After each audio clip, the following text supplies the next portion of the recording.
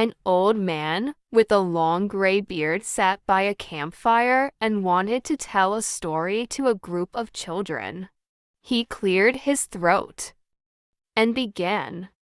Long, long time ago, there was a young woman who cooked and sold very popular soup in the village market. Her soup had a delicate flavor and was made from chicken, fish, onions, and vegetables, spiced with tumeric, lime, and other spices. It was so delicious that everyone in the village wanted to buy and have a taste of it. One day, a chameleon who was a thief became very hungry and desperate to eat, but he had no money to buy food. He then went to a frog and said to him, "Come on, let's go steal some soup from the soup seller's kitchen. This is the time she usually cooks her sumptuous soup." The timid frog trembled with fear and croaked, "No, no, no, she'll catch us. She'll shove us into the fire and roast us." The chameleon said as convincingly as he could, "I don't think so. Listen, we just need to be careful not to make any noise in her kitchen. She's not going to catch us." After a lot of persuasion, the frog finally agreed to go steal some soup. They grabbed a long spoon and a bowl and went to the soup seller's house.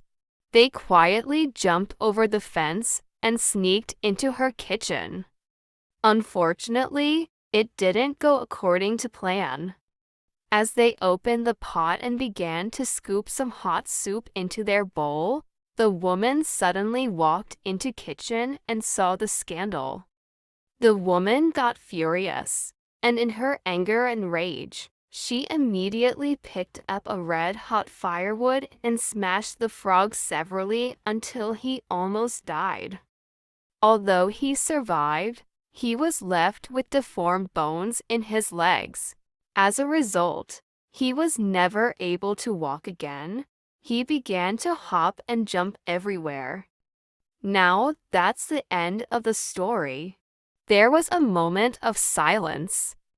Intrigued by the story, one of the children asked, "What about the chameleon? What happened to him?" The old man took a deep breath and said, "Well, as soon as the woman entered the kitchen, the chameleon quickly hid himself by changing his color and blended perfectly with the wooden floor. He had a unique ability and a special defensive skill which the frog lacked. Agreeing to go on a robbery with such a clever and skillful creature was the biggest mistake of the frog's life."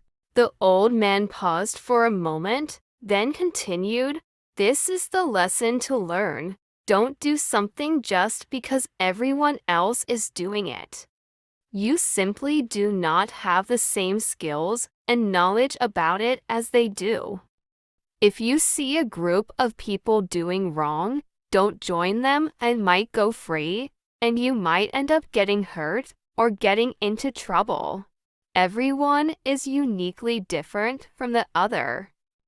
You must not let them persuade you to do wrong things. It's best to think long and hard on everything you do, and you must do what is right and fair.